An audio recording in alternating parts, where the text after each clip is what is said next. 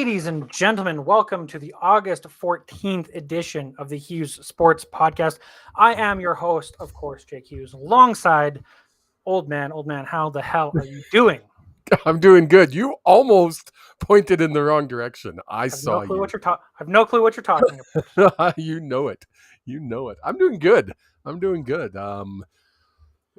It's been quite the hour. Jake was busy trying to teach me how to download a podcast, which is kind of cool. It's kind of cool how uncomplicated, I'll say, once you actually hear it and see it. It's not that hard to do.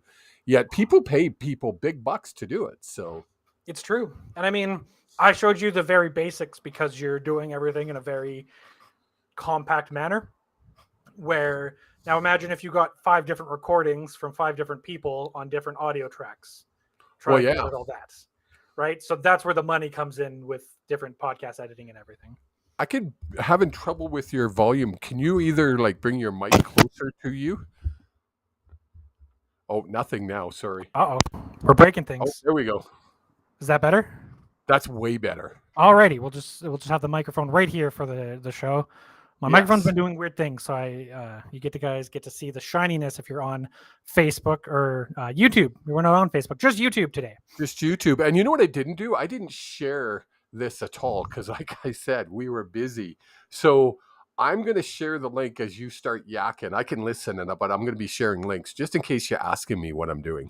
That's totally fair. Well, why don't we jump into, as I'm going to pull up some articles here, because the Canucks actually made some news on Friday afternoon. They announced that they had signed, I believe it's pronounced Pius Suter, to a 2-year, $1.6 million per year contract. So not to be confused with Sutter. Not Brandon Sutter or Daryl Sutter, but he is from Zurich, I believe, which is in Switzerland. Oh, okay. I believe he's Swiss. To me, it's a great signing, and is showing that despite cap issues, that the Canucks are still trying to fix the team. Does it make you happy? Does it make you happy, Jake? It makes me interested because I don't know what they're going to be doing. Then, if it makes you interested, I'm happy. Because the biggest issue right now is we have a lot of players, we have a lot of pieces that really upgrade our entire team as a defensive team. And with Rick Tocchet's coaching style and his defensive structure, we could be a very defensive team this year. We could actually be more boring team to watch than we have been in the last couple of years. Uh-oh. Is that good or bad, though? But if we're winning, and would you rather see a 2-1 win versus a 8-5 loss? True enough, right? So the biggest concern right now is the cap space, because if rumors are to be true and Pearson is coming back and there is no intention, and I use that very loosely, of trading Tyler Myers. You still think we're not going to do that? I think they are. I think they've always said that they expect Tyler Myers to be there on training camp day one.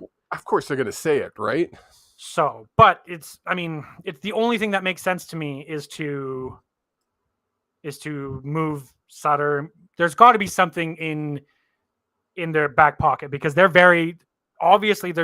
not concerned about salary cap, because they just spent another $1.6 million on what is probably going to be our third line center, but really shores up our center position.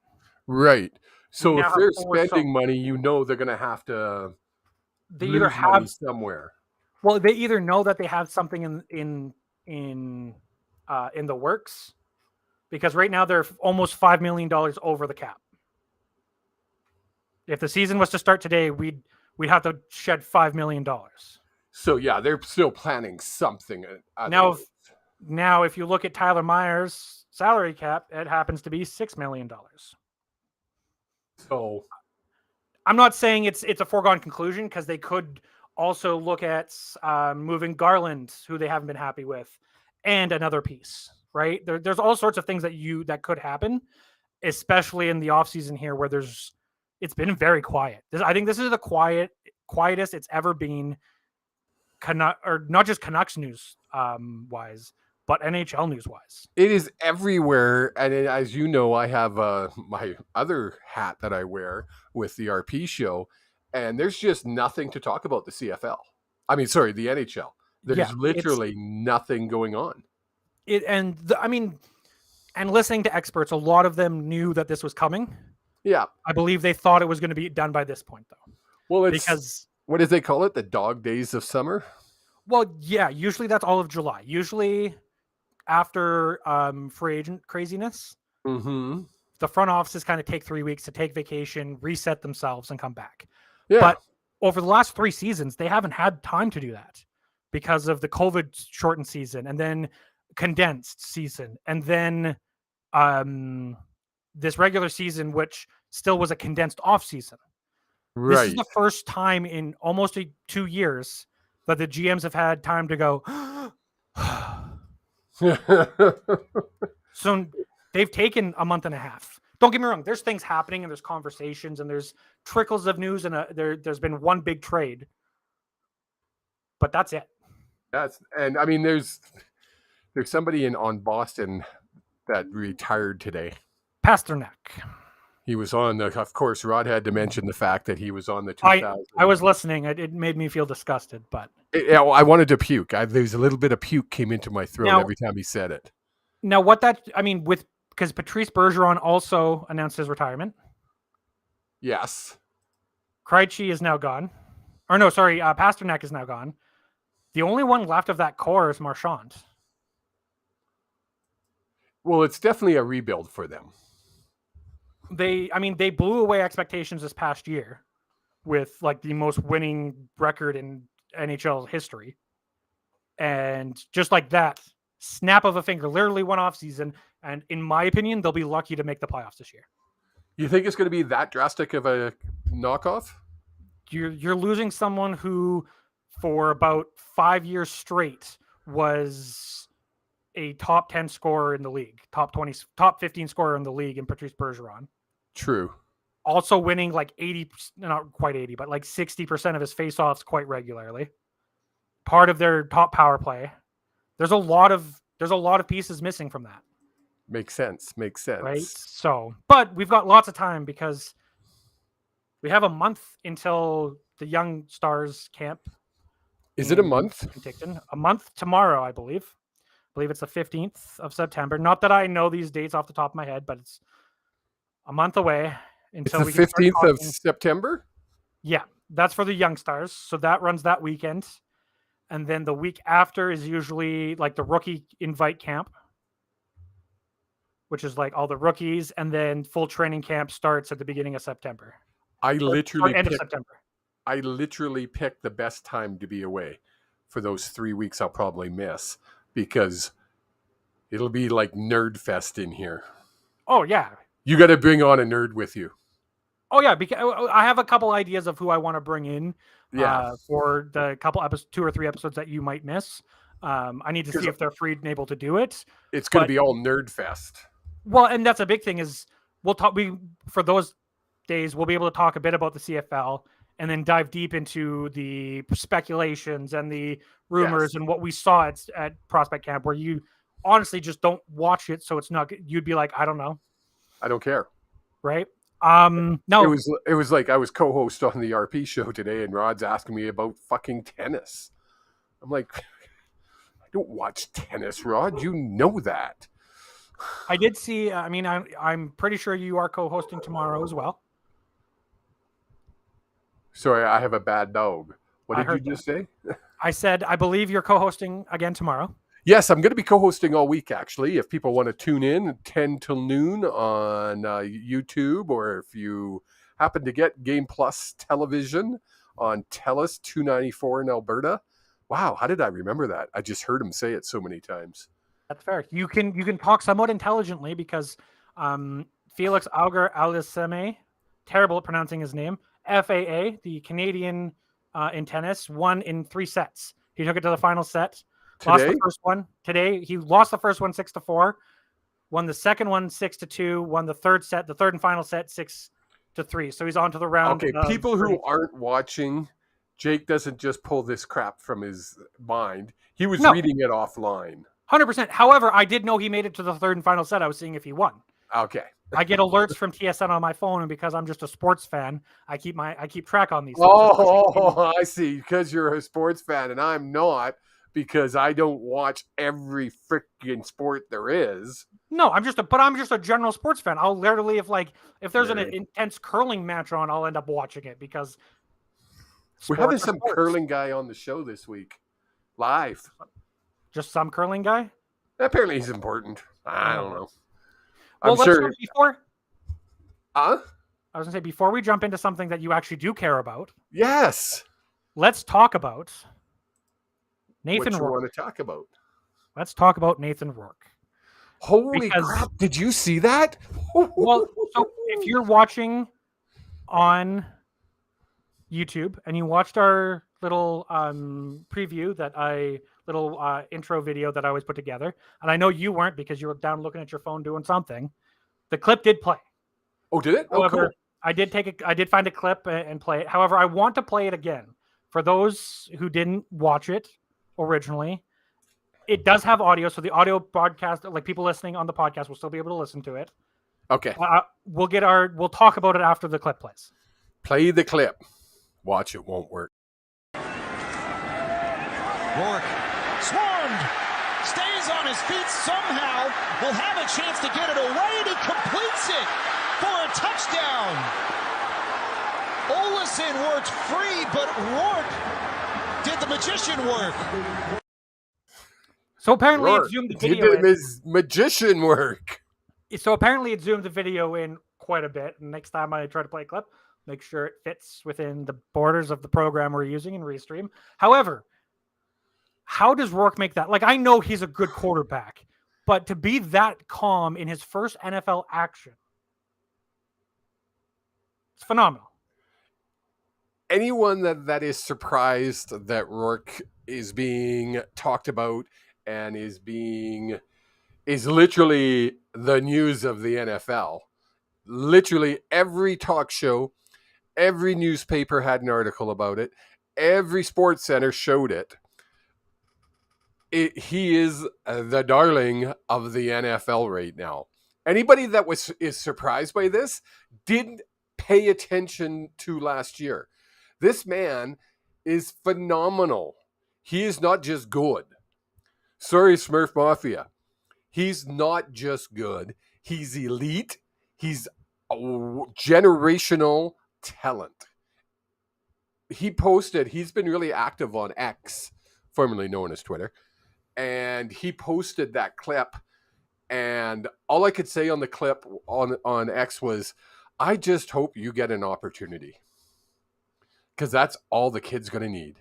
Well, and I did try to ask, because I know Rod Peterson had on his NFL expert to talk about it because it was the talk of the town. And I mean, it was also the first week of preseason, first full week of preseason. So there'd be something to talk about.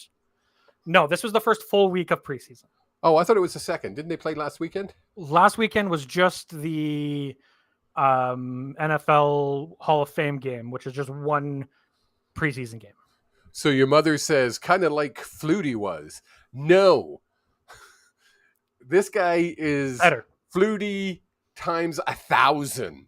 Like, that's how good this man is. He's that good. All he needs is an opportunity, and talent's going to take care of the rest. The question I have for you, Jake, is, will he get an opportunity? I think he will. QB3? In Jacksonville, he's QB3.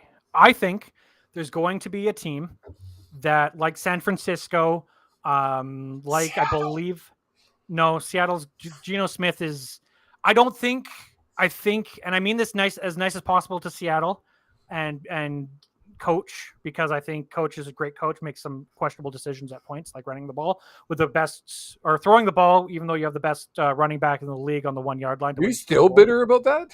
Yeah, I will forever be bitter about that, because I watched it with a Pats fan. I watched that final sequence with a Pats fan. But there are a few teams that are in need of a good young quarterback. Do they see what he can do? And if he gets more playing time, when he gets more playing time in next week's or whenever they play again, the next preseason game, if he gets another series, do teams start calling and saying, hey, you want a third rounder for him? We'll make him number 2. Well, and that's where I'm thinking Seattle, number 2, QB2 for Seattle. Why not? I think Seattle, I don't know. I've fallen off of this NFL train as much as I want to stay on top of it. It's hard to. It's too much. And this is coming from someone who loves the NHL so much because there's 82 games. But the NFL never stops. The NFL news cycle is never ending. But they got Drew Lock as QB2. Who used to be pretty good. He was supposed to be really good. I don't know if he was ever lived up to expectations, but if that's who I think it is. I mean, I recognize the name. Sorry, I'm just Googling it as we. But I think there's like the Falcons or the Colts, I believe, don't really have that bona fide star quarterback or even a young prospect that can fill in. And again, this is me going off of what I've heard, so don't quote me on this. But Nathan Rourke could fill that void for a lot of teams. And Jacksonville could be sitting there and saying, or does Jacksonville say, well, give us a first rounder, we'll give you our QB2. We've got our QB2 in Nathan Rourke. Right? There's so many different options that could come of this that I think Nathan Rourke is a QB2 before the end of the season. Before the Super Bowl is awarded, Nathan Rourke will be QB2. With unfortunate luck for that NFL team, he might even get a start. If he gets traded, he could get a start or two, especially down the stretch of that season. Oh, yeah. Who does his brother play for? The same college he went to. Yes, that is college. I don't remember. Give me 1 second. Me neither. But you're right. He's could be literally one play away from getting that opportunity. And that's all he needs. Yep. I mean, if you look at it like the GOAT, the greatest of all time at that position, we can agree. We might not like him, but it's Tom Brady. You know how he got his start? What's his face got hurt? He got hurt and he came in.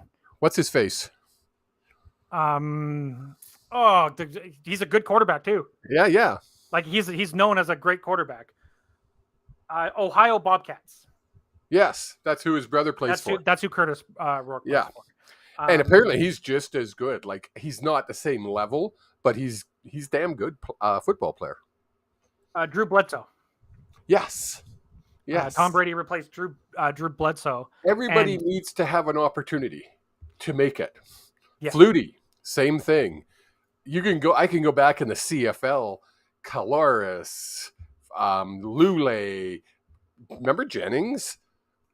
I could go on and on and on naming great quarterbacks. Dunnigan. They all were backups. Yeah. They didn't come into the league being number one. They got an opportunity. I keep saying Nathan needs an opportunity. Whatever that is, God forbid somebody should be hurt. I'm not saying that. But given that opportunity, he ain't coming out. Oh. And again, just so everyone's clear, the reason I'm making the comparison to Tom Brady, not that I think Rourke is Tom Brady. No. But Tom Brady was drafted. Do you know what round he was drafted in? Way low, if my memory serves me correct. He was pick 199 in 2000. Yeah. In the 6th round. He was a 6th round pick. And he's the GOAT. He's the literal GOAT. And you know why? Because he has and the reason I'm making that comparison is Nathan Rourke had that same mentality. He doesn't have Twitter. He wasn't on X, Twitter, Instagram last year during the playing season. And he doesn't. He has it when he's in the off season. He doesn't when he's in season. He's focused. The show on Netflix, Quarterbacks. Yes, you keep telling me to watch this. Which quarterback did they show? Patrick Mahomes. He is a Patrick Mahomes. Like every time I watch Patrick Mahomes, I kept thinking of Nathan Rourke. The only difference is watch him. Who? Every time Mahomes throws the ball, his tongue is hanging out the side of his mouth. It's like, Hey, that's fine. and I don't know if anybody else picked up on that. If you watched it, you'll understand what I'm saying. If you're not watching, my tongue was hanging out the side of my mouth. That's what Patrick Mahomes does every time he's playing. It's just, they never talked about it. And I kept going, would someone ask him about this question? Because that would be the first thing I'd ask Mahomes was, what's with a tongue? Well, it's probably just one of those things that it happened once. Well, and it's just one of those things. Everyone's got their little quirks. Like, I always look back at poker. Everyone's got tells from poker that they can control, that they can't control. I want to know your eye tell. I've never picked up your eye tell. You're the one who told me about my eye tell. What are you talking about? Seriously? Like 10 years ago. Oh, yes. Okay. Now I remember. 12 years ago. 12 years ago, you told me about my eye tell. Yeah, it'll be interesting to see what happens with Nathan Rourke with quarterbacks. The NFL has so much more transactions than the CFL because there's more teams. Because it's got 30 teams? How many teams? Something like that. 30 or 32. I think 30. Yeah. So, I mean, can he be traded? I think there's a good chance. I think it happens in the first 2 weeks of the season. I also think it could be a case of it could happen after a season-ending injury to a quarterback, and they don't have that third string that's good enough to be bumped into a second string. Sorry, I'm laughing because I should not have my phone up. No, put your phone away. I know what you're laughing at. Put your phone away. You saw it. I see. I have my phone perched up so I can see all of my alerts come in case it's something important. That's hilarious. Sorry, folks, we can't tell you what we're talking about. However, what we can tell you is that you can check out HughesSports.ca. HughesSports.ca has all sorts of articles. I actually posted an article earlier today, and I don't know if you've seen it, old man. No, I've been busy. An article because NHL 24 has released their cover athlete, as well as announced their the reveal trailer for the new game, NHL 24. If you don't know this about me, I play a lot of NHL games. I've played every single one since NHL 2008.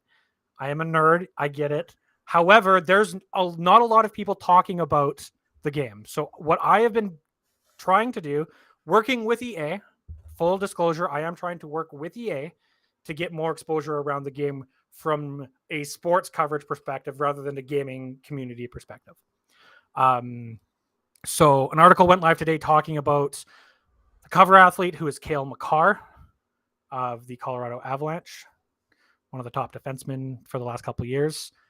And weird that they would put someone like, not that he's not a good player, don't get me wrong, but I wouldn't count him as a marquee player. I would.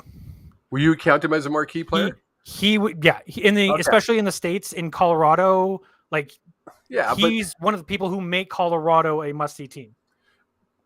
But is he a NHL marquee player? Yeah.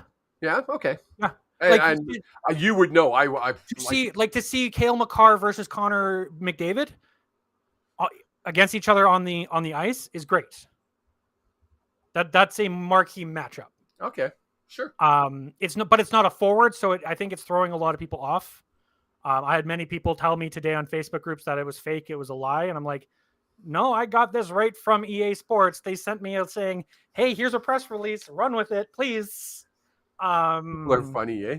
So again, Wednesday they are releasing the reveal trailer, and it's expected with the reveal trailer, which I will be watching live on the EA Sports channel.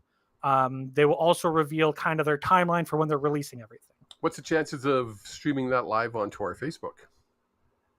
0. How about putting a link to... If you go to the article, if you go to HughesSports.ca and click on that top article talking about NHL, there's a link that leads right to I knew you were going to say that. Way ahead of you, old man. However, after the reveal, whatever they talk about, I'm going to put together kind of a culmination of everything because not everyone is a nerd like me who's going to want to sit through 25 minutes of information. And at the end of that, we should have a roadmap to when the release date is. Now, I'm not promising anything, but I am, like I said, working with EA to try to get a press copy of the game. whether that's a demo or an early release of the game or an early version of the game, to be able to record some gameplay and upload that. And I will upload that to the Hughes Sports channel. Ooh. No guarantees on that, but I am trying to work with them. I'm in constant. And you would upload that onto YouTube? I'd upload that onto the Hughes Sports YouTube. Wow. We'd share them out of that. Yeah, because, again, I think the NHL doesn't get enough it doesn't get enough promotion in comparison to Madden, FIFA, and the player base is a lot smaller, and I want that player base to be happier, more informed of what's coming out, because people complain about the game nonstop. So, like it. Other than that, let's jump into what really counts. We're a half hour into our show, and we haven't even started the CFL. Week 10 of the CFL. Now, I want to preface this before we jump into the Week 10. I forgot to do the power rankings. So, we will go through Week 11. Sir, where's your article for today covering all the games? It is done. I just got to put in the last game. Oh, well, so you're not done either. It's done. Don't tell me. Don't you try to freaking deflect, young fella. Tomorrow, we will post the old man's reviews as well as the power rankings on HughesSports.ca as well. So we're not going to do the power rankings at the end of the episode, but we'll go through Week 11. We're not going to do the power rankings at all? No, because I have to break down the stats, and I haven't been able to do that.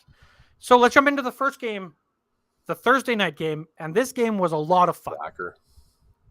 This game was a lot of fun because all of a sudden I looked down at my phone. I don't remember what I was. Oh, I know what I was doing. I was out at a bar. On a date. And I look up at the screen and I see that Edmonton is winning 14-0. And I pause for a second to make sure it's not some sort of glitch on the TV. And the lady I'm with stops.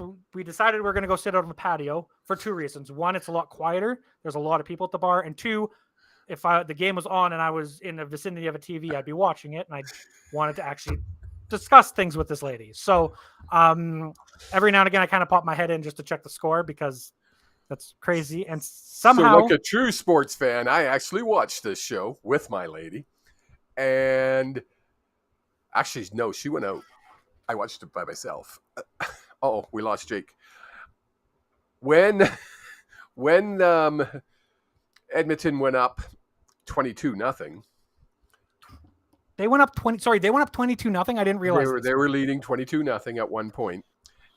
I said to myself, if they can get out of this half without allowing Winnipeg to score a point, they've got this game.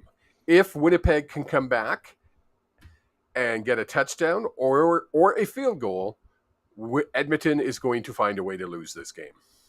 Sure enough, the halftime score was 22-10. They not only got a touchdown, they got a field goal. Into half we go, and I was like, that's it. Edmonton's going to figure a way to lose this game, because that's what the Elks have done all season. They have found new ways to lose games. Sure enough, second half comes along, and guess what? They blow it. They scored one touchdown to go to 29. Now, and I want to say this, you have to give respect to Winnipeg where it's due, because they lost Kolaros. If Kolaros stays in the game, Edmonton probably wins. He was playing horribly. Really? Okay. I was watching just kind of the scores. When he got hurt, the play he got hurt on and got knocked out of the game, it was one of those, what are you doing? He was literally, should have just been knocked down for a sack, but he tried to play the hero, and he was literally laid out in midair and tossed the ball to an Edmonton defensive player who ran it in for a touchdown. Well, and then he got hit. Well, and now you are a sports fan. Was that a late hit? Was that a hit to the head? And should that have been penalized? So there was no flag thrown. They reviewed it and still claimed it was a clean hit. The problem was, and correct me, Mr. Official. Yep. When they are reviewing it, they have to say what they're reviewing. Yes, however. So if it was reviewed as a late hit, can they look at a hit to the head? Yes. Because if that's the case, So the reason I say yes, I'm like 85% sure on this, because it's a player safety call. If they said we're looking for a hit to the head and there was pass interference on the play, you're not gonna be like, well, no, that's not a thing. Now, if there was you face mask the guy and drag him down by his face mask, and you were reviewing a hit to the head or late That's hit, player safety. that's player safety. They're gonna call that. So, and that's, again, don't quote me on that. That's I believe what they would be looking for. That they went to the review. The review didn't overturn the play on the field or the call on the field. No late hit, no hit to the head. Late hit, I question. If you look at, there's a bunch of pictures on Facebook, especially on CFL Chatter. They love when I shout out to CFL Chatter on Facebook, by the way. So there's a lot of pictures, and he looks like he's 4 yards away. It's a still picture. As the ball's coming out of the hand, it looks like he's 4 yards away. Thing is, that's how fast it was. Well, and the big thing is when people got to remember, when you're watching things that's slow motion, it's slow motion. Yes. Speed that up, and you have to watch it at full speed, because that's where you can determine intent. You can't determine intent at slow motion, because if I throw a punch and it looks like it's coming in slow motion and you don't move, whose fault is that? Is it yours or mine? Mine, because I'm throwing a punch. Now, the thing where I have an issue is we go to the BC Calgary game. BC, it's the exact same hit on a receiver. Calgary comes in, identical. Like, if you played the two side by side, it's going to look identical. Okay. Hit to the head. Calgary gets called on it. Was there a review? It, and they didn't overturn the call. It was a late hit against the Stamps. So either it's a late hit or it's not a late hit. You can't have it both ways. And I want you to go back, and I'll try to find both clips for you, Jake. And if you could find me both clips, because I would love to send them to you, because I was at a Stamps watch party at Sharks Club. I was wearing my Lions jersey, and I was still like, that was freaking bull poo poo. If Claris's hit doesn't get called and this one does. Well, if you can find me both clips, I can send them to people who ref in the CFL or know people who ref in the CFL. Exactly. And I can find out the reasoning for weird. It was one of those, you can't have one without the other. Well, and it could be one of those where the only thing I can think of on that is watching the review. It's impossible to determine doing the review.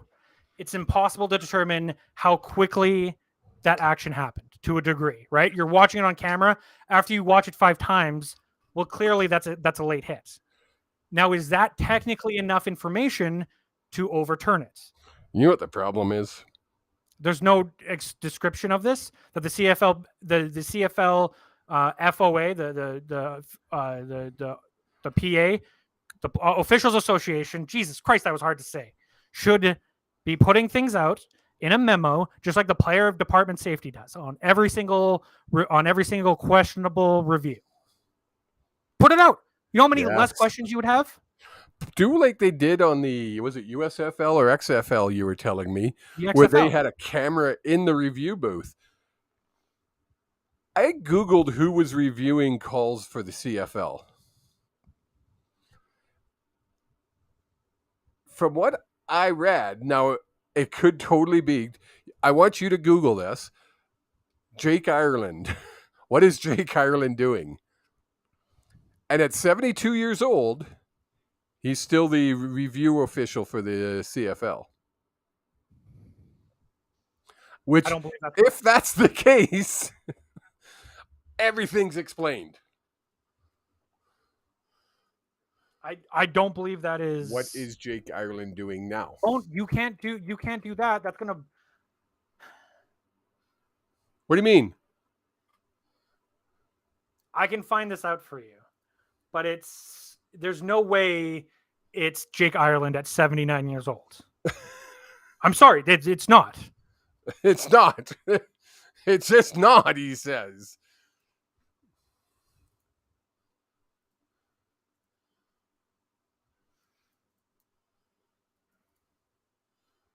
I'm telling you. He's still doing it. From? When's Huh? the article from? I'm just looking. It's Wikipedia. Really? Because I'm looking at Wikipedia and it says absolutely diddly squat about Jake Ireland. Don't go to Jake Ireland's face or Wikipedia, because once he retires, no one cares about him. I want to find out who is in charge of CFL reviews. I cannot. Because literally, I'm going to send them a strongly worded email, Jake. Yeah, so I will never tell you who it is, but I can tell you almost with a certainty it is not Mr. Ireland. Good. Because I knew it was wrong, but I couldn't prove myself that it was wrong, and I was really getting frustrated. Anyway, we went way off the freaking track there for 40 minutes. Of course, Winnipeg comes back and wins the game 38-29. Edmonton's now 22 straight losses at home. And the big question is, will the Oilers win at what stadium do they play at? Commonwealth. Will the Oilers win in Commonwealth before the Elks? No, because in late October, the Oilers are doing their classic thing, outdoor classic game, Heritage Classic. So they could win a game at home at Commonwealth before the Elks do, which is really funny. I know I shouldn't be laughing, but at this point, there's nothing else to do. So now the question becomes, obviously, I can't see Chris Jones coaching this team next year. I could. Who takes over? We have to wait and see where the dice fall, because I don't see neither Dickinson sticking around. Either in Saskatchewan. Does it Devon Clarebrook? I think your most likely solution is, if one of the Dickinsons is fired, they will be number one for the job in Edmonton. Okay. Could it be, in my opinion, could it be just a coach's carousel? I think next offseason? Especially if an a East team crosses over into the West, meaning Calgary, Edmonton, and Saskatchewan don't make the playoffs. That would be crazy, Jake. All three of them are losing their head coaches, because that's unacceptable. Crazy. It's possible, because as I want to talk about in the next game here, and I'm going to bring it up, Saskatchewan goes into Montreal and gets trounced 41-12. With Montreal's backup quarterback in. Caleb Evans played this game. Cody Fajardo was a last-minute scratch with an upper body injury, most likely his shoulder apparently, but he wanted to play. Our friend Rod actually texted him and was texting back and forth, and he wanted to play. The coach wouldn't let him. I think this was known well beforehand. The way what was the guy's name? Caleb Evans. Is that right? It came right to me, so I'm going to run with it. I'm going to run with Caleb Evans. It is Caleb Evans, correct? The way Caleb Evans played in the slight changes to the playbook, I believe he was getting first rep practices in. Right, so it very well could have been. It might have been one of those, hey, like, rest up, we'll see how you feel on the weekend, and then the day before they're like, no, you're not playing, to Fajardo. But it felt like Evans was very well prepared to play. Now you have a Saskatchewan team and you have an Edmonton team. What a lot of people who don't follow the CFL closely, especially people down in the States, but a lot of people in Canada as well, don't realize is those two teams are community-owned teams. Yes. So there's a board of directors making decisions. There isn't one person. Yes, Victor Chu is the president. But he has a board of directors. If he keeps screwing up like he has, and I mean, not really what he has, but because he honestly inherited a lot of this mess. Oh, definitely. But you look at Omar Doman, he just makes decisions because he owns the damn team. Yeah, very right. Different. So now the question is, who has blood on their hands? Especially in Ryderville, they don't take this stuff lightly. And that's why I don't think there's a chance, even if the season was to end right now and the Rough Riders squeak into the playoffs to play either the Lions or the Blue Bombers at home. And lose. Craig Dickinson will not be back next year. Hell, even if they win that first game and they lose the second game, he might not be around next year. Oh, if they make the Western Final, he's secured. I don't think so. I don't think so. I think people are. It's Ryderville. Question is, will the people above him secure their jobs? And that's always a question it's going to be interesting to see, especially with the community-owned teams. Well, who gets fired first? Yeah. I mean, to me, the Riders have a chance of playing in the playoffs. The Elks don't. The last day of the season, the Elks should be cleaning house. They have to. But again, with the football operations cap, they can't clean. I mean, these salaries are guaranteed. Lots of their coaches have guaranteed salaries. You fire a Chris Jones, he's making the whatever X amount of dollars. But that's the way it is with every league. The fact that there's a salary, if you fire an NHL coach, that money is guaranteed. Oh, yes. But they don't have a salary cap for that's my point. Operations. The fact that there's a football operations cap is absurd. So you're saying Amar Dolman, because he loves the game and he wants to bring in the best of the best, and he finds Bill Belichick and he's willing to leave the NFL to come to the CFL, that the office of the CFL that Randy Ambrosie runs, so it's on Randy Ambrosie's face, on his plate, won't allow that to happen. It's asinine. He's allowing, and I'm saying this very clearly, Randy Ambrosie is allowing the Elks to go 0-9 with zero recourse. There's no option for the Elks. He has a legacy idea. He wants his legacy to be expansion to the Atlantic. That's all he cares about. He could care effing less about anything else in the league right now, which is such an asinine statement to make, but it is the absolute God-honest truth. And you have to look at the facts. That's you can come up with tons of arguments for him. There are no arguments that he is focused solely on one thing and one thing only. I have a lot of bad things to say about Gary Bettman. I think he needs to leave the league. I think he's had his time. Yeah. However, when he took the mantle in 93, the year I was born, to put that clear, the guy's had the job for 30 plus years now. The league was in an okay position. When Bettman leaves, whenever he leaves, the league the impact that Gary Bettman had on the league will be looked at as one of the best commissioners of sports, period. You nailed it. We can hate him. We can boo him like we do. He is the perfect villain. He plays that heel card. He wants to. If we go back to loving wrestling, he is the ultimate heel. And you know what? He doesn't care because he's there to make the owners money. Not just that. Like, let's look at it in the way the NHL is structured. The owners are the boss of Gary Bettman. There's a board of governors that technically tell Bettman what to do. Of course. Bettman's been in the league so long that he is now dictating what the board of governors can and cannot do. Well, because he's outlasted pretty much everybody in there. Not just that, but he's saying, oh, you want to go against me? Okay, cool. Well, I've got this guy who say, no matter what, Gary, we're voting with you because look at the money you've put in our pockets. He knows business. He's a sports guy. He came in from the NBA. He's not a hockey guy. He's a sports guy. He's a sports money business guy.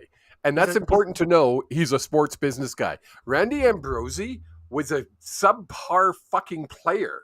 He wasn't that good. He wasn't a marquee player in any freaking team he played for. To be honest, and he's a horrible commissioner. He's been the worst commissioner in my lifetime. So yeah, now look at me. My face is red. You've got me freaking angry. Way to go, Jake. And we don't need a former player to be a commissioner. This isn't the Edmonton Oilers front office. We don't need an alumni in the head office somewhere. We need a businessman that understands how to make and market the best team in the world, or the best league in the world. You know what I wish? And I say this I'm glad Amar Doman was able to buy the BC Lions from, was it Braley that he bought it from, or Ackles? I think so. Braley. Yeah, pretty sure. Braley. He brought it from them, the owners previous. However, if Amar Doman came in after a purchase had been made to the BC Lions, and he came in and said, I want to take the CFL to the next level, and I want to be the commissioner. That's what we need. We need someone who has built businesses, has a passion for the league, but is a businessman. You know why Amar Doman is filling the dome?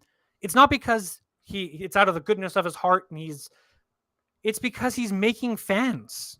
Yes. He wants to make money. You know why he's giving away tickets to all the junior leagues? Because as those kids get older, when they're 11, 12, 13 now, cool. When they're 15, 16, 17, 18, 19, and they have money to spend, guess what their first thought is for a good night out on a weekend? It's not going to the Canucks game, because the Canucks have sucked for their entire lifetime. It's, hey, the Lions is always a party. $5 beer, where are we getting that nowadays? Yes.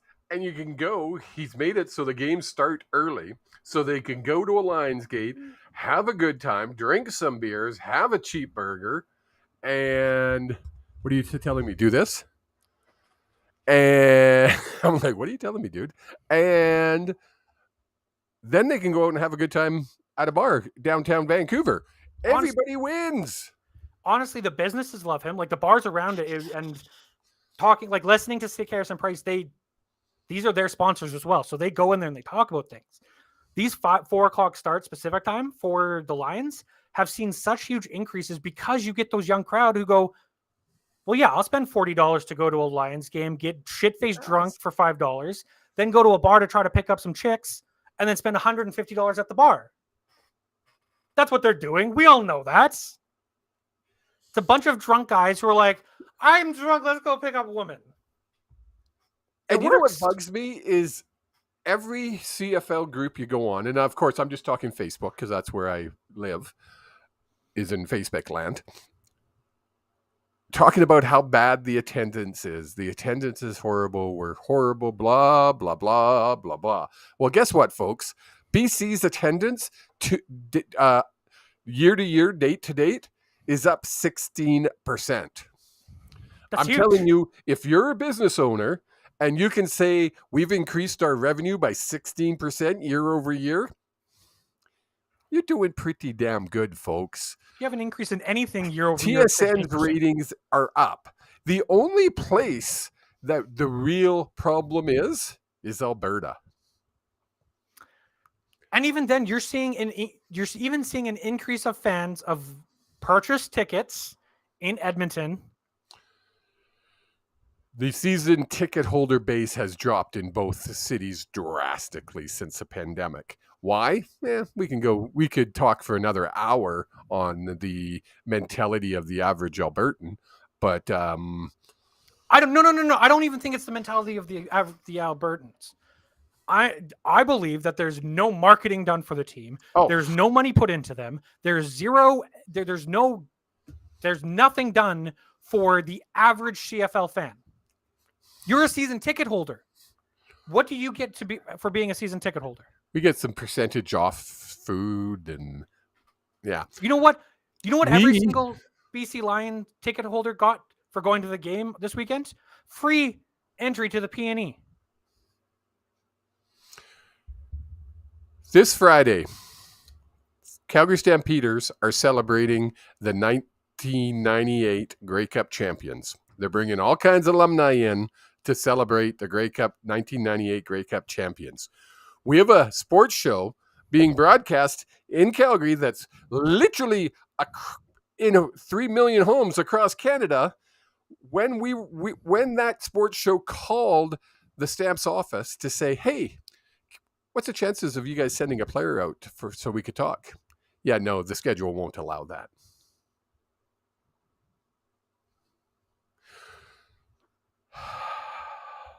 The schedule won't allow that.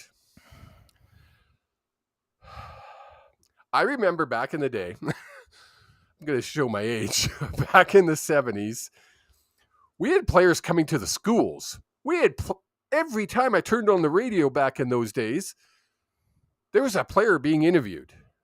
Jake, when's the last time you've seen any CFL player current being interviewed besides the Rod Peterson show? It's the Harrison Price. Right? But to be fair, 2 independent shows put a focus on the CFL and its Harrison Prices on BC Lions because they're a Vancouver-based podcast. It's asinine. It's asinine, the lack of marketing. And I'm sorry, you can blame the CFL, the head guys, the head office. But this comes down to a team by team as well. Jake, I was at this watch party. I'm not going to name players who were at the watch party. There was 2 players there. They didn't get off their ass. They sat on their butt and did shots of tequila all night long. Woohoo. Woo freaking who. Not once did they get up and shake hands, take pictures. Where's the PR guy? Come on. And the thing is you say that and people are like, oh, it costs a lot of money for a PR guy. No, it doesn't. Literally pay me $60,000 a year and I will literally run your PR, get you in front of more people, and then put me in a booth so Dave Dickinson doesn't throw a challenge flag on pointless things. Because the guy, I think, is literally 1 for 8 this year as I'm challenging very questionable things. Now we're so far off track. But it's 7:53. How do you not? You have the Rod Peterson show. You work as the sales coordinator for the Rod Peterson show, right? Yep. You go out every day and you talk to advertisers, potential segments, whatever it is that you talk about, and you're trying to get advertisers in front of people. Why don't the CFL have people calling you and saying, "Hey, we have a really big game. Hey, Kevin, I know it's last minute, but we're doing a 1998 Grey Cup thing, and we really want to have alumni X come on the show for 15 minutes to talk about things. We'll sponsor this segment. We'll give you guys 2 tickets to give away to the game for that segment." You know how easy that was? And you know how much it cost the team for that? It cost them $0 because they call up an alumni and say, "Hey, you want to go be on TV and talk about the game? You're going to be in town anyways. The game's on Friday, so it's in the morning." Have to go anywhere. Just all you have to do is grab your phone, and we can do it through your phone. We can be a video guest. We don't care. But even hey, we know you're flying in on Thursday. Friday morning, we have a podcast or a radio show we want you to jump on. All you have to do, we'll get the transportation in place. It's not only just a radio show, though. It's a nationally broadcast TV show. I'm using Rod Peterson as an example, but how easy was that? Because you know who loved to talk about the CFL and their glory days? Alumni. You know who likes to hear about the alumni's glory days? The fans. And you know what I said? I said, we need to go above the team and go right directly to the alumni.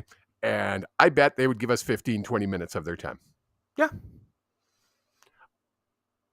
I'm not allowed to get into what I want to get into with sponsorships and that.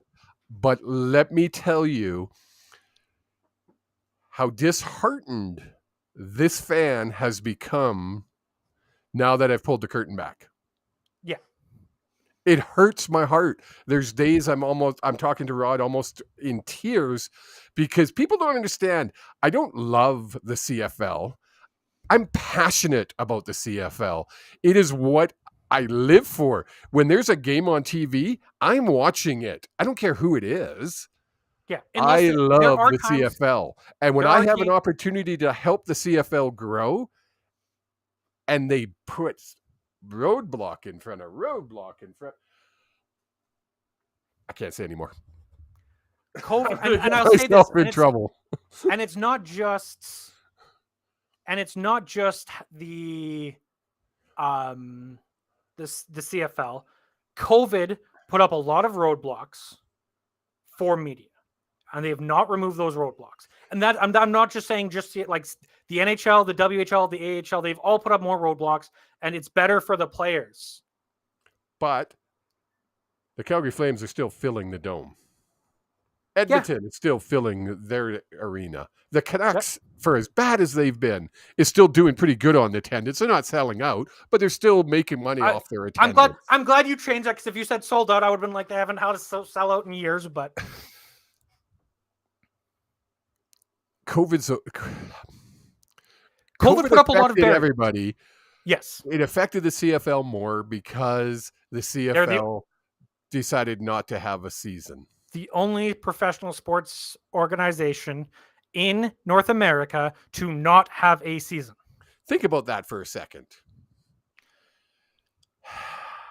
MLS, you know what they did? They had teams across the country, and during the COVID part of this season, the worst part during 2020, they all went down to Orlando and they played. They stayed in their rooms. They did this. They all played games. There were times where they played 2 games in 3 days, which the players were actually more receptive to than they thought, because they got out and were able to do things. They could have done the bubble.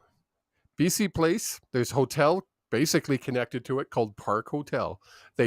Or even the Sandman across the street. They could have set up a bubble, put every player in the hotel, played a shortened season, do a 15-game season instead of an 18-game, do a 10-game season, or do a round robin and a playoffs. Literally say whatever you play every team to get your ranking. We then do a double elimination. You get a home game and an away game, and then we get into the finals where it's one and done. And it's all done at one stadium. Call it BC Place. I'm just using BC Place because I know it. Yeah. It could have been IG Field. It could have been anywhere where they could. They did it in Edmonton for the NHL.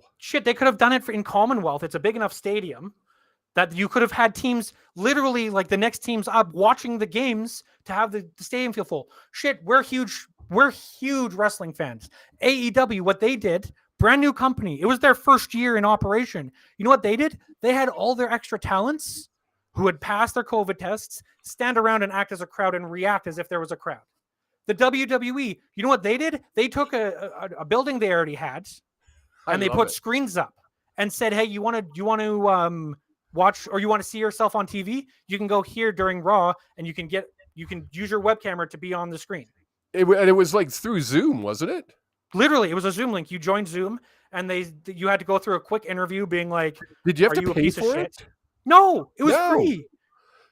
Now, to be fair, you didn't get to watch the wrestling through your web camera and that service. No, but you could have had wrestling on. Yeah, it's live. And what they had was a cheer now, boo, sort of thing pop up on your screen. There was many different ways. Again, MLS all went down to freaking Orlando. They had I think they have 19 teams across the country with international players. They made it work. The NHL scrapped all of their divisions and created divisions to make it work, so there was no cross-border travel in an international league. Toronto Raptors, because they're the only international team, moved cities for 2 years. It's baffling to me that we didn't, and now we're at 8:00 and we're not even halfway through our. It's fine. To me, it's just one of those. I love the CFL so much. It pisses me off that the people who are running it have no clue. And I don't understand how the people running it are allowed to continue running it when they have no clue. And you and I sitting here just solved the season that wasn't. And again, I mean, I make jokes. Pay me $60,000 a year. Seriously. if anyone from the Calgary organization is listening to this at any point, and you're like, you know what, you are right. We need to have someone who's a PR marketing person. And don't worry, he won't tell Dave Dickinson not to throw a flag. If you pay me to, I will. That's not He needs to have someone in his ear. He needs to have someone in his ear being like, Dave, calm down. I'm sure he does. He just doesn't listen. It's sort of like you. That's fair. But each team needs to have this. Each team needs to have a bigger social media presence and a community presence. Again, I ref football. This past Sunday, there was a Colts game. Calgary Colts of the Prairie Junior Football League. Probably about 150 players or people in attendance, which is shocking. A lot more people than I thought. Now imagine how cool it would have been if they had Ralph the dog showed up.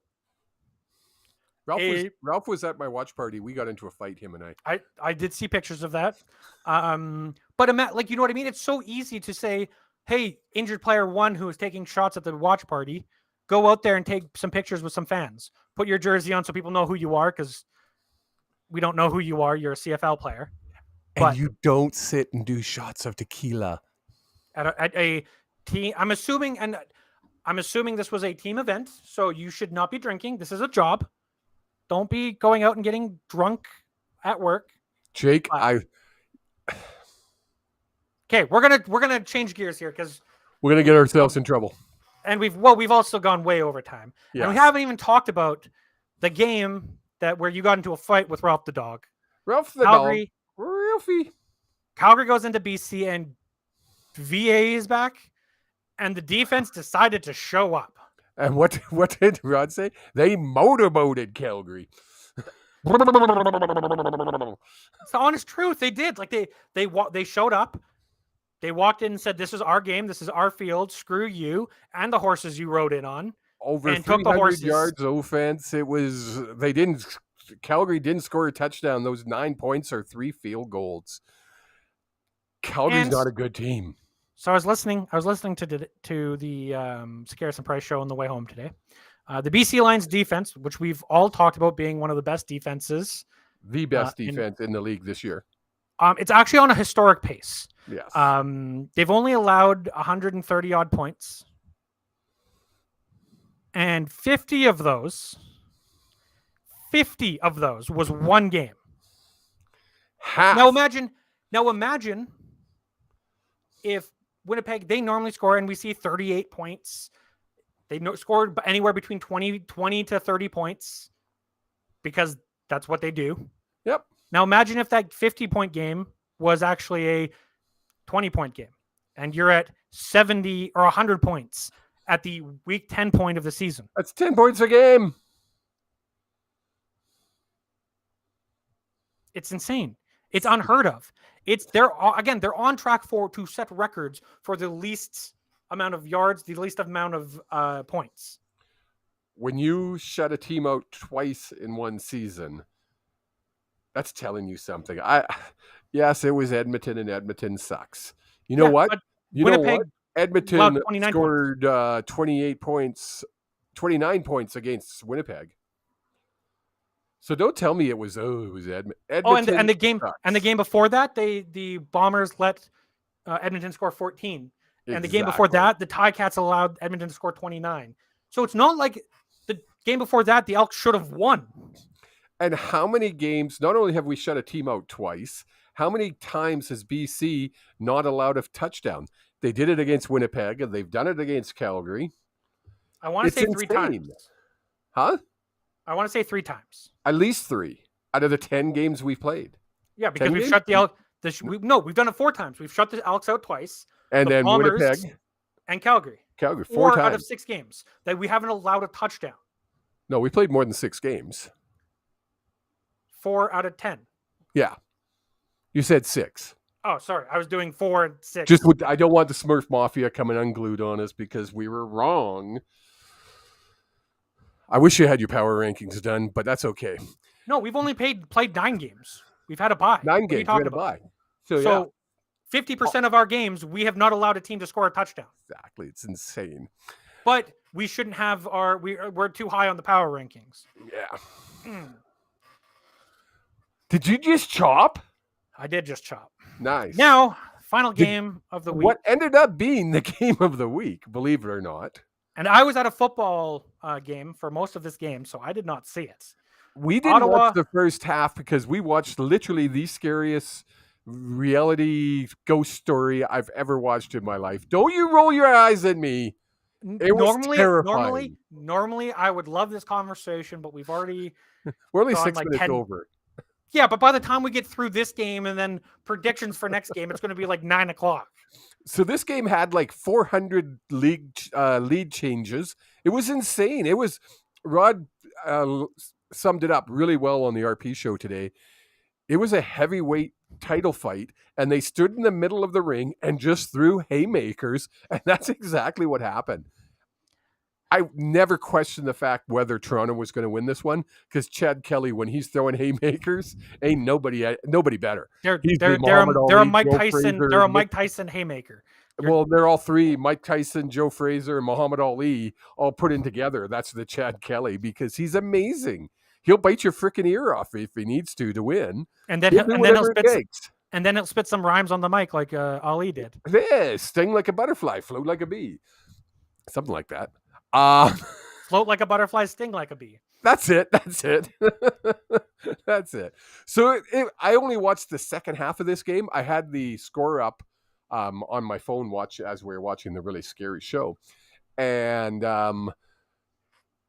it was good. It was a good second half. It was fun to watch.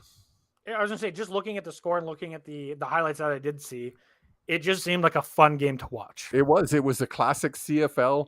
Toss the ball as far as you can every other play. It was amazing. And the Argonauts keep going. 7-1, the best in the league. How many games doesn't have them number one? They're not in their power rankings. Should be kicked in the. Now, how many games will they lose all year? We've talked about the Edmonton Elks. How many games could they win? Do you think the Argonauts lose another game? Regular season, playoffs is another question. So yeah, just regular season. You play 18 games. I think they go 15-3. So because they play Winnipeg twice. I'm looking at their schedule. Do they play Winnipeg twice? I believe they play Winnipeg twice. So I'm giving one of each. They only play Winnipeg once. Jeez. Really? I'm going to double check this, but they're off. I'm just going to go through the schedule. They're off next week. They play the Stampeders. They play the Ticats. They play the Alouettes. They play the Alouettes. They play the Ticats. They play the Blue Bombers. They play the Elks. They play the Red Blacks. They play the Riders. They play the Red Blacks. Wow, they have a pretty easy schedule, don't they? Son of a gun, So do we. So maybe... Except for October 6th, so do we. October 6th will decide. Home field advantage for the West final game. End of story. I still plan on going on down in October to watch the Calgary game. Just because it works out with my schedule and I can. And I think that one will decide who makes the playoffs. Will the BC Lions make it so an Eastern team crosses over? It'll be interesting to see. It would be cool. It'd be cool to see, but I mean, I'd much rather have Calgary in the playoffs or Saskatchewan in the playoffs than another East team. We won't have to worry about it because I'm convincing myself, I'm putting into the universe, BC's going to beat Winnipeg in BC. It's going to be the biggest crowd of the season because Doman's going to build it up. Do they, if they have the West final game, first off, they throw a party for the West semi, so you can watch it at the Dome. Yep. Big screen on with people in the stands. I think would be a genius idea. Charge people $5 or whatever, or make it free. Who cares? Donation to the food bank. Yep. Do they bring in halftime show, like what they do for their home openers. I don't think they need to for a Western final. Last year, the Western final, or the Western semifinal against Calgary, they didn't need to bring in anything, and they damn near had 45,000 people, if my memory serves me correct. Now, if it's my big concern, if I'm Amar Doman and the Lions, we have the Red Blacks crossing over, and they somehow beat Winnipeg in a crossover game. Is that a big matchup for the Red Blacks versus the Lions? Is that a big enough draw? No. So do you go out? And I'm not saying a big name. I'm not saying a One Republic, but do you bring in a LL Cool J? Yeah, but do you bring in my thing is always Bryan Adams because he's a Vancouver boy. Yeah. No, I know bring what you're in saying. a local artist. Yeah. Or a pregame show, right? Yeah, why not? My biggest worry, the Lions finish first in the West. Yep. They play Stamps on October 20th. Oops. And then they have a bye week, the final week of the season. So they literally play the Stamps on the first game of that, so the Friday night. So they're off from the October 20th, and they don't play again until November 11th. That's a long time to be off. Do they finish second? No, I was looking. I was going to say, do they not have it? Would they make the games on Friday rather than Saturday as it's November 11th? But no, they have the games at 11. On the 11th, which is weird to me, but that is what it is. They have the game what? November 11th, Remembrance Day. Yeah. They have a game starting at 11. No, 1 and 4:30. Oh, I'm not looking at it Eastern. My brain is doing the math for Eastern time, thinking that one is the Eastern time. 1 is our time. 1 is our time. Okay, never mind. I take back my comments. So, that could be scary for me. How long of a layoff is that? How many weeks? 2. Almost 3 weeks?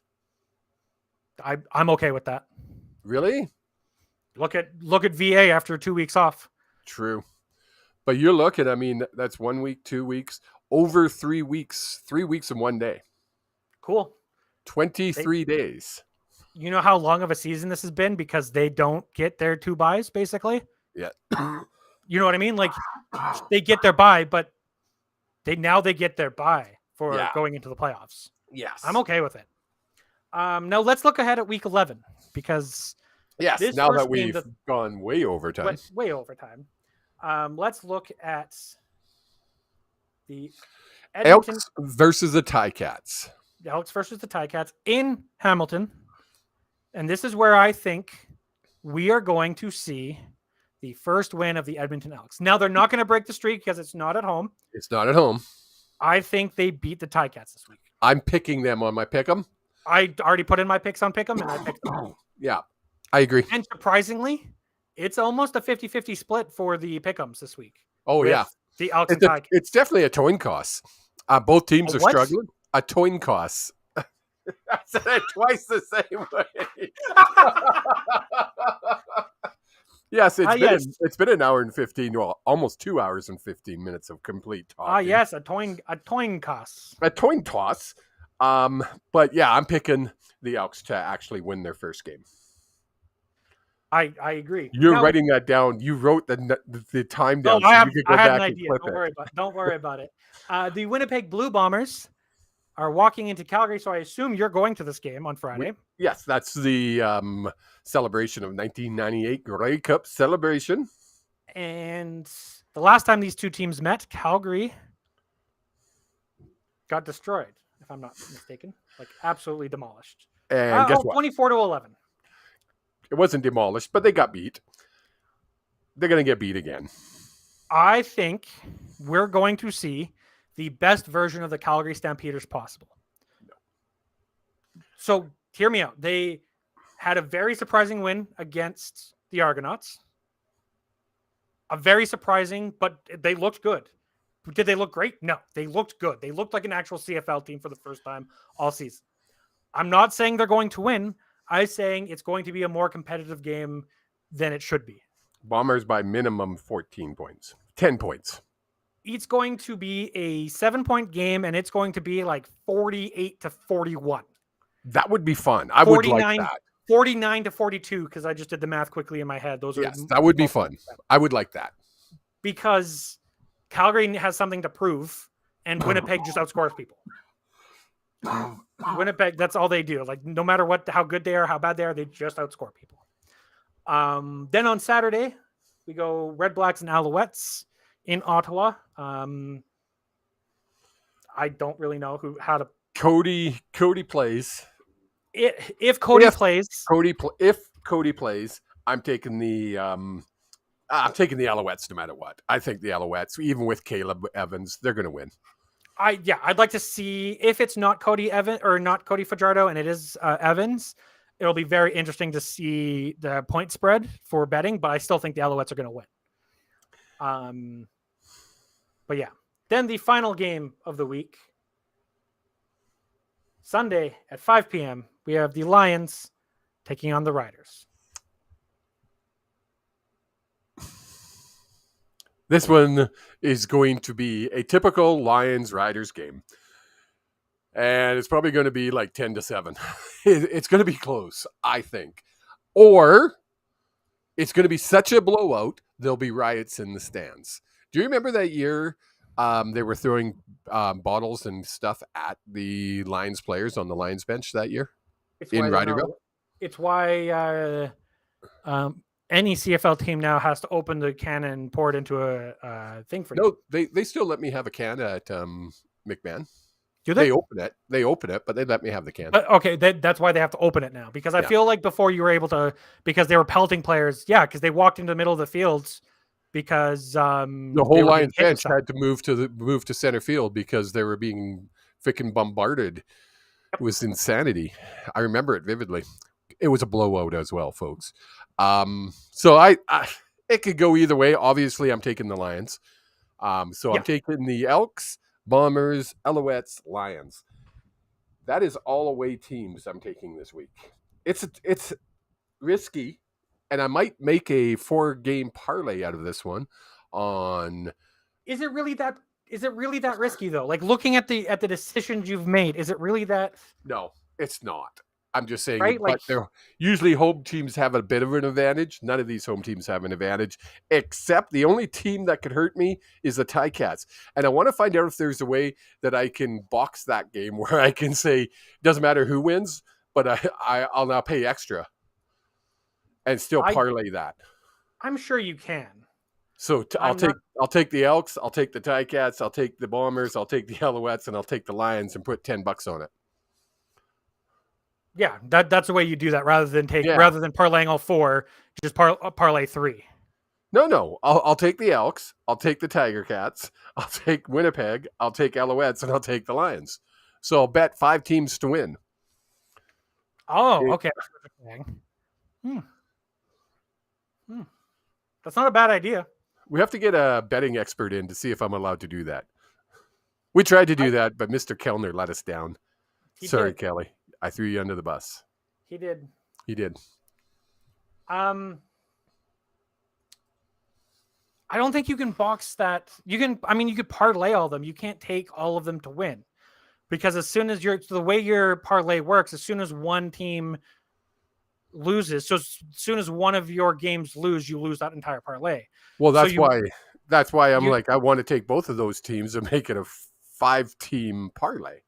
I don't think you can. I'm sure there's a way to do it because you'd have to box score it. So there's my app right now. Alberta Plays stopped their sports betting for like a week. Oh, did they? Play Now, Alberta or Alberta Plays or Play Alberta is what it's called, has stopped it because they're updating everything and they're making it better. But I put a bet on the Lions to win the Grey Cup. They had to refund me my money at the odds I got. Oh, no way. Oh, I thought you were going to win that one. Because they their entire system's changing, and they can't have existing bets on their existing system. That's bizarre. It's kind of frustrating. So I'm on my app. You're on your app. So if I go here and I go to football and I go to CFL games and they give me, why can't you just give me what I asked for? Come on, Sports Interaction. I said CFL games. Oh, because I'm on live betting for some reason.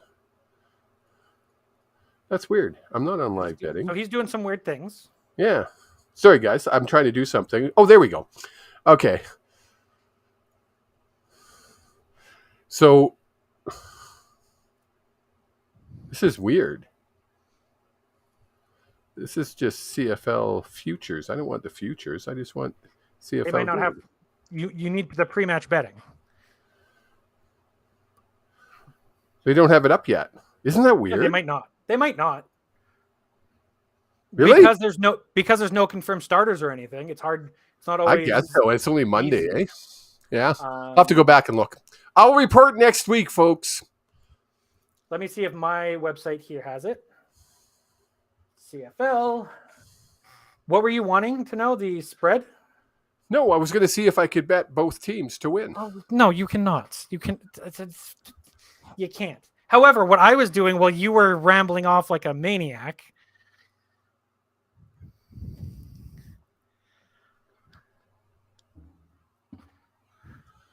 While you were rambling off like a maniac, I did a thing. What did you do? Should we make it a shirt? Dwayne Gloss. And folks, with that, thank you so much for tuning in. I hope you guys have a wonderful week. Please do remember, like, subscribe, tell a friend, leave a review. Have yourself a wonderful night. Mwah.